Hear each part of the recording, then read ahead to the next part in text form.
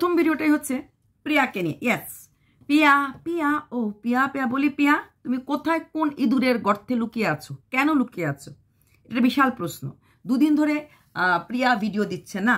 প্রিয়া কেন ভিডিও দিচ্ছে না, এমনকি প্রিয়া লাইভেও আসছে না। শোনো, প্রিয়া কেমন আছে, শরীর খারাপ কিনা, এগুলি জানাটা খুব একটা বড় ব্যাপার আমাদের মতো কন্ট্রোভার্সি ক্রিয়েটারদের না।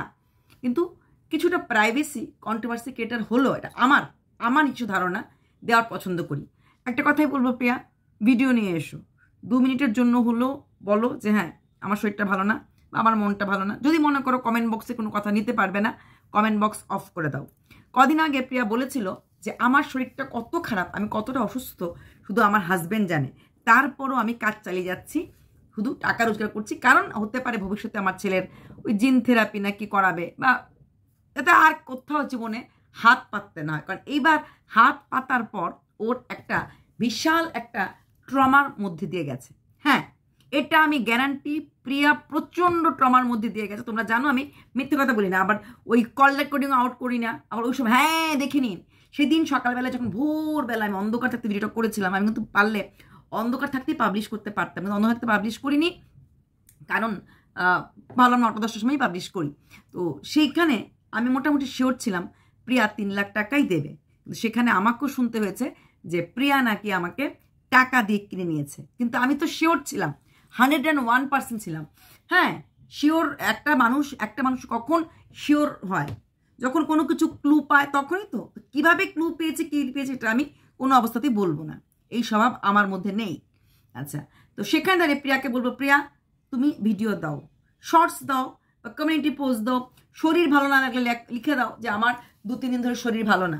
প্রিয়া এটা আগেও বলেছে, যখন ওর মনটা খুব খারাপ থাকে, যখন ওর শরীরটা খুব খারাপ থাকে, তখন 2-3 দিন একদম মোবাইল থেকে দূরে সরে থাকে, মোবাইল নিতে পারে না। এটা কিন্তু প্রিয়ার মধ্যে আছে। তাও আমি প্রিয়াকে বলবো, প্রিয়া আবার বলে আমাদের ভিডিও দেখে না, হয়তো প্রিয়া আমার ভিডিওটা দেখবেও না। তোমরা যারা প্রিয়ার কে ভালোবাসো, মানে প্রিয়ার ঘরে গিয়ে কমেন্ট করো, তোমরা প্লিজ একটু কমেন্ট করে দিও তো যে এপি দিদি ভাই বলেছে তোমাকে ভিডিও দেওয়ার কথা। প্রিয়া তুমি গর্ত থেকে বেরিয়ে এসো, তুমি শর্টস দাও, কমিউনিটি পোস্ট যা কিছু করো, তুমি ভিডিও দাও। আর যদি মনে করো নেগেটিভ কমেন্ট নিতে পারবে না, তাহলে কমেন্ট বক্সটা অফ করে দাও, ঠিক আছে? সেটা আমি বুঝতে পারছি, তোমার 3 লাখ টাকা তোমার গেছে, মানে দিয়ে দিয়েছো, তো তোমার আর 5 লাখ টাকা ছিল, তুমি দিয়ে দেবে, আজকে হোক আর কালকে হোক। সেখানে দাঁড়িয়ে তুমি এখন নির্দ্বিধায় ভিডিও করতে পারো, তুমি তোমার দিক থেকে সম্পূর্ণ ক্লিয়ার। হ্যাঁ, যদি তোমার শরীর খারাপ থাকে, যদি তোমার মনে হয় যে আমার এখন একটু রেস্ট নিতে লাগবে, তুমি রেস্ট নাও, সেটা তো আমি না করছি, কিন্তু অ্যাটলিস্ট একটা কিছু কমিউনিটি পোস্ট দিয়ে বা কিছু একটা দিয়ে, শর্টস দিয়ে বলে তারপর তুমি রেস্ট নাও যে হ্যাঁ আমি এখন রেস্ট নিচ্ছি, কারণ আমার শরীরটা দিচ্ছে না। এবার আসছি রূপা, তোমাকে কিছু কথা বলতে। তোমার মেয়ে অসুস্থ, আমাদের সবার আশীর্বাদ ভালোবাসা তোমার সাথে আছে, প্রত্যেকের। দেখলাম একটা জিনিস, তুমি কন্ট্রোভার্সিতে নিজেকে জড়িয়ে ফেলছো, খুব অবাক লাগলো। মেয়েটা এইরকম একটা অবস্থা দাঁড়িয়ে আছে, তুমি নিজে বলছো কল রেকর্ডিংয়ে তোমার মেয়ের পেচ্ছাপ হচ্ছে না, তোমার মেয়ে খেতে চাইছে না, স্বাভাবিক, এত বড় একটা বডিতে চেঞ্জ ওভার, সেখানে এটা মারাত্মক ব্যাপার। তারপরেও তুমি কন্ট্রোভার্সি করছো, কোথায় করলাম? শোনো রূপা, তোমার যদি কাউকে কোনো কন্ট্রোভার্সি ক্রিয়েটারকে কিছু বলতে লাগে, আমাদের প্রত্যেকের মোবাইল আছে, প্রত্যেকের নেট আছে, প্রত্যেকে জানি কি করে ভিডিও করতে লাগে, তুমি ডাইরেক্ট বলো।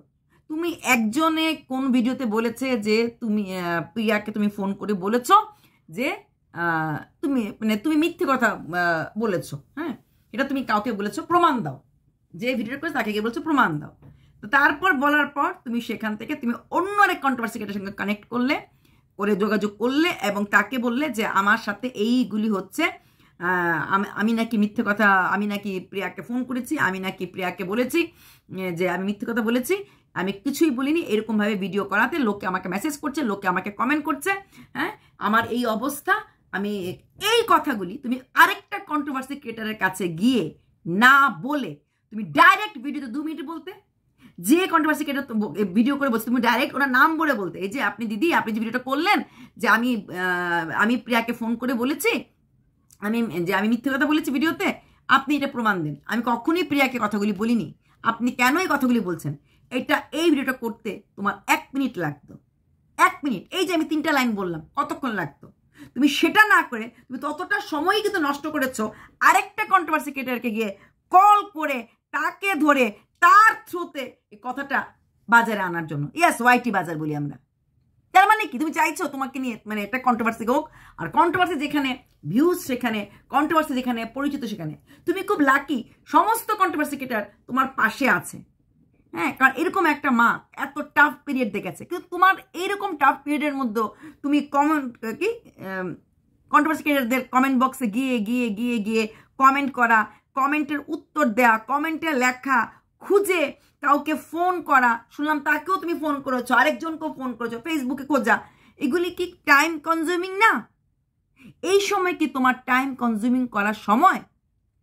ওইটুকু সময় মেয়ে কথা বলে না আমি মেয়ে ঘুমিয়ে গেলে করি। তাই যদি হয়, তুমি যদি মেয়ে ঘুমিয়ে গেলে এগুলি করতে করো, তাহলে তুমি নিজে ভিডিও করে কেন বললে না? তুমি মাঝখানে আবার একজনকে কেন আনলে? আচ্ছা, কন্ট্রোভার্সিটা খুব জোরদার হয়, খুব জোরদারে কথা বলা হয়, অপোনেন্টও তখন জোরদারে বলে, দুজনে মিলে খুব জোরদারে কথা হলো, মাঝখান দিয়ে লোক তোমার ঘরে ছুটলো, ভীষণ খারাপ লাগলো।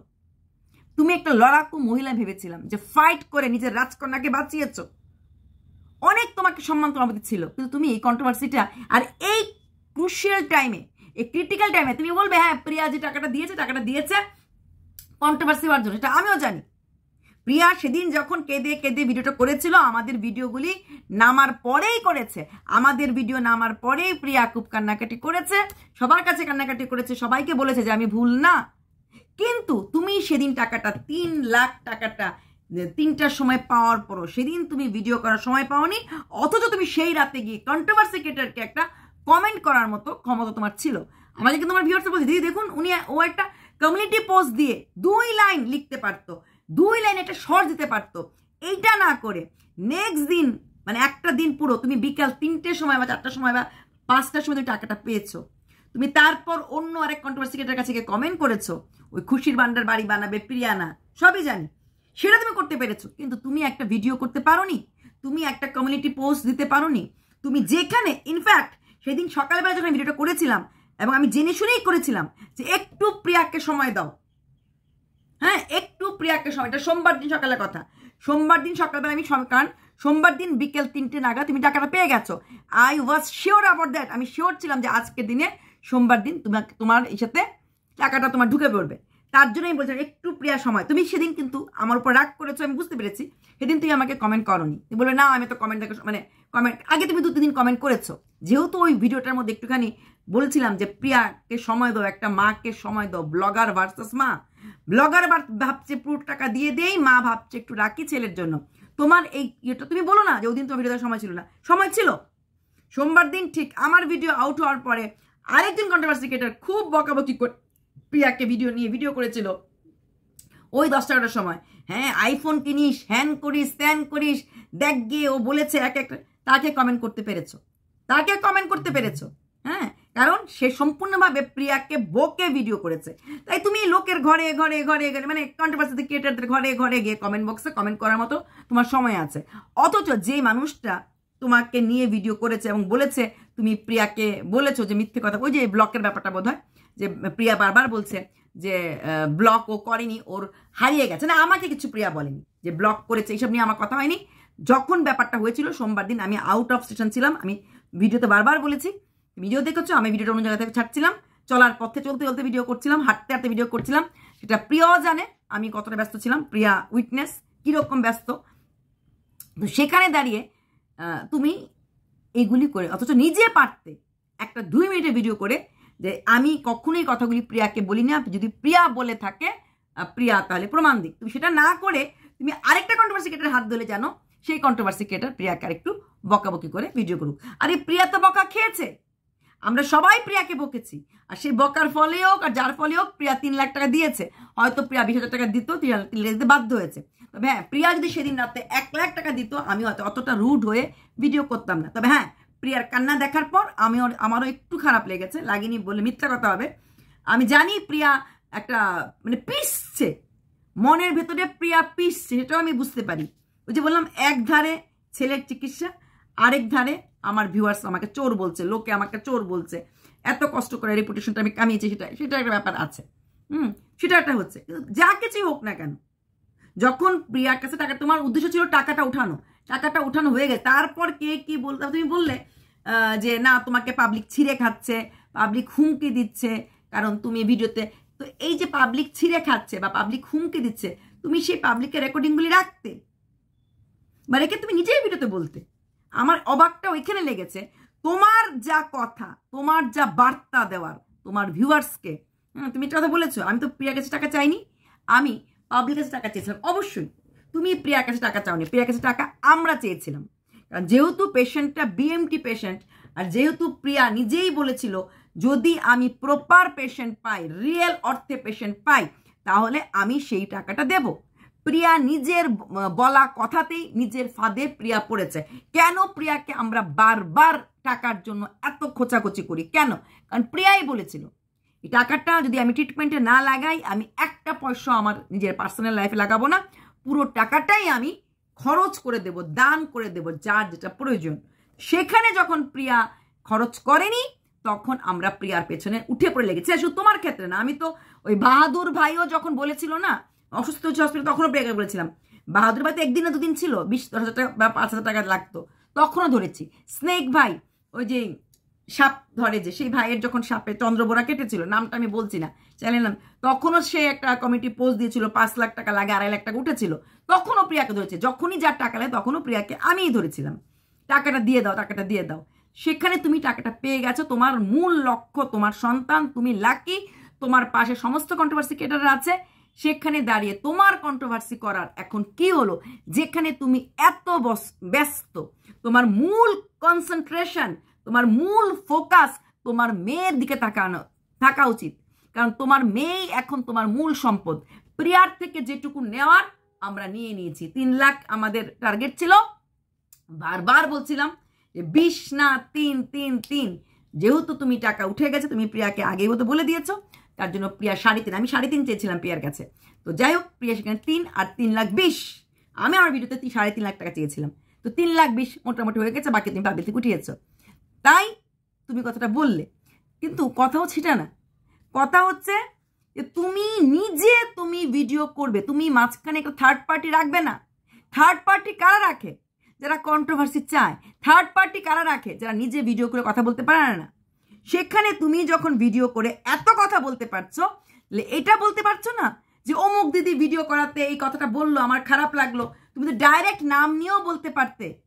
তুমি গিয়ে আরেকজন কন্ট্রোভার্সি ক্রিয়েটরকে নক করলে, ওইখান থেকে খবর দিলে, এবং তার জন্য সে ভিডিও করলো কন্টেন্ট। কারণ ও কন্টেন্ট, সে কন্টেন্ট, সেও আবার কন্টেন্ট করলো, এবং তার কন্টেন্টের উপলক্ষে আরেকটাও কেউ কন্টেন্ট করতে পারে। তো এটা হচ্ছে আমাদের কন্ট্রোভার্সি জগতের নিয়ম, কন্টেন্ট খেলা। হ্যাঁ, তো আজকে ভিডিওটা হয়তো তোমাকে আমার করার কোনো রকম ইচ্ছা বা প্ল্যান ছিল না। একথা আমি প্রিয়ার জন্য ওয়েট করছি, প্রিয়ার ভিডিও, জানি না ভিডিওটা করতে করতে প্রিয়ার ভিডিও চলে আসবে কিনা। আর প্লাস তোমার এই কন্ট্রোভার্সিতে নিজেকে জড়িয়ে পড়াটা ভালো লাগেনি। দোহাই, নিজেকে কন্ট্রোভার্সি জগৎ থেকে দূরে রাখো। ঠিক যেভাবে নিজের দমে চ্যানেল দাঁড় করিয়েছো, ঠিক যেভাবে তুমি তোমার মেয়েটাকে ভালোভাবে সুস্থ করে তুলছো, উইদাউট এনি কন্ট্রোভার্সি, এখন শুধুমাত্র তুমি তোমার মেয়ের চিকিৎসা, মেয়ের পথ্য, মেয়েকে কীভাবে দেখভাল করছো, এইগুলি নিয়েই ভিডিও করো। আর কোনো কন্ট্রোভার্সি দরকার নেই, আর কোনো প্রিয়াকে নিয়ে কথা বলার দরকার নেই। এখন প্রিয়াকে যেটা খোঁচানো যে প্রিয়া তুমি বেরিয়ে আসো, গর্তের থেকে বেরিয়ে আসো, এটা আমরা করব। যে আর নয়, কোনো রাগারাগি না, কিচ্ছু না, টাকা দিয়েছো, ব্যাস হয়ে গেছে। আর ওই 5 লাখ টাকা না কত 4 লাখ টাকা যেটা আছে, ওটা কাউকে দিয়ে এই টাকার নাম জিনিসটা তুমি গায়ের থেকে ঝেড়ে ফেলো, একদম পুরো ঝেড়ে ফেলো। দেখো, আমি দিয়ে দিয়েছি, আমার কাছে আর 50 পয়সা নেই। হ্যাঁ, অবশ্যই তুমি তোমার ওই 2 লাখ টাকা নিশ্চয়ই রাখবে। যিনি দিয়েছেন উনি তোমার ছেলের জন্য দিয়েছেন। এরকম মানুষ অনেক সময় আশীর্বাদ করো, এরকম টাকা দেয়, যে 1 লাখ টাকা তোমার ফিক্সড ডিপোজিট করে দিলাম, 2 লাখ টাকা, এরকম মানুষ আশীর্বাদ করে, সেই টাকাটা তুমি তোমার ছেলের নামে রাখবে। সেটা নিয়ে কোনো কথা নেই, সেই 2 লাখ টাকা নিয়ে কোনো কথা নেই। বাকি 10 লাখ টাকা যেটা আছে, কিছু তো তুমি দিয়ে দিয়েছো, বাকি যেটা আছে লেফট ওভার, ওটাও দিয়ে দাও। এমনভাবে দিয়ে দাও আমাদের গালে থাপ্পড় দিয়ে, যেন ভবিষ্যতে আমরা আর কোনো কিছু তোমাকে নিয়ে বলতে না পারি। তুমি গাড়ি কিনো, বাড়ি করো, ফ্ল্যাট করো, 3টা আইফোন কিনো, ম্যাকবুক কিনো, হ্যাঁ, আমরা কিছু বলতে যেন না পারি। তোদের টাকা তো না, তখন তুমি বলতে পারবে। তোদের টাকা তো না, আমি দিনরাত পরিশ্রম করছি, আমি ব্লগ করছি, আমি কাপড় বিক্রি করছি, আমি এগুলি করছি, এগুলি আমার টাকা। যত তাড়াতাড়ি তুমি তোমার টাকাটা ঝেড়ে ফেলবে, তো তাড়াতাড়ি তুমি এই জগৎটা থেকে, এই যে ওয়াইটি কন্ট্রোভার্সি মার্কেট থেকে সেফ থাকতে পারবে। তোমাকে এটা আমি আগেও বলেছিলাম, যেই তুমি আবার এই জগৎটা তো খুব খারাপ, কন্ট্রোভার্সি বলাটা খারাপ। শুনলে তো, তোমার প্রতি কারোর রাগ ছিল, সে তোমাকে ভালোবাসতো, যেই রাগ উঠলো সুযোগ খুঁজছিল তোমাকে নিয়ে তোমাকে ধুয়ে দেওয়ার ভিডিও করার, সে করে ফেলেছে।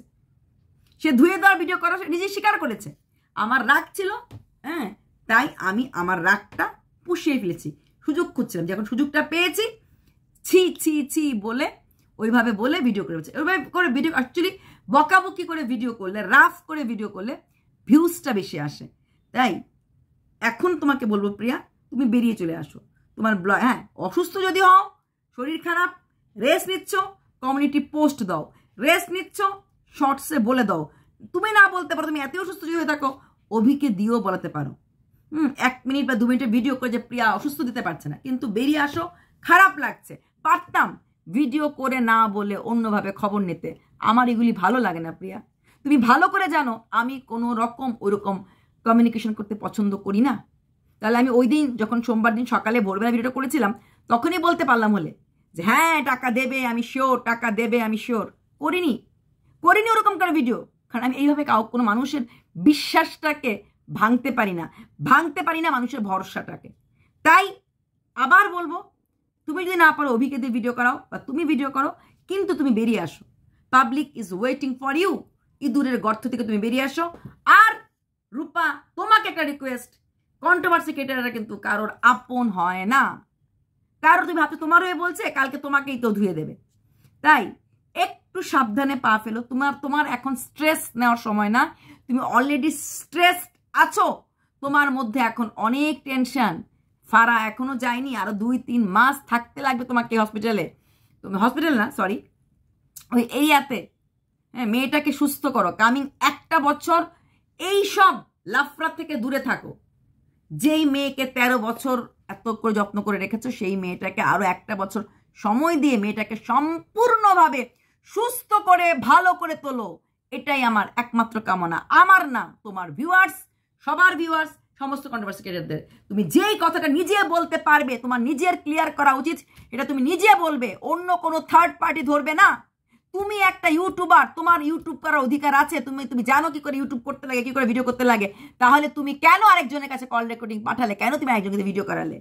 এর মানে তো এটাই, তুমি বুঝে গেছো এর সাথে কার ঝগড়া, কার সাথে কার ঝগড়া, কাকে বললে কাজ দেবে, কোথায় বললে ফল মিলবে, বুঝে গেছো। সেই ইকুয়েশনটা তুমি করে ফেলেছো। You are brilliant, no doubt. সেই ইকুয়েশন বলবো দেবার তুমি ওই বলেছো, করিয়েছো। যতক্ষণ সময় তুমি কথা বলেছো, যে কল রেকর্ডিং শুনলাম, ততক্ষণ সময় তোমার একটা শর্টস ভিডিও হয়ে যেত। সেটা না করে তুমি ব্যাপারটা কার একটু ওই যে ঘোলা জলে মাছ ধরা বলি, ওই ঘোলা জলে মাছ ধরলে মাছ ধরলে না, মাছ ধরলে। এখন এটা করো না।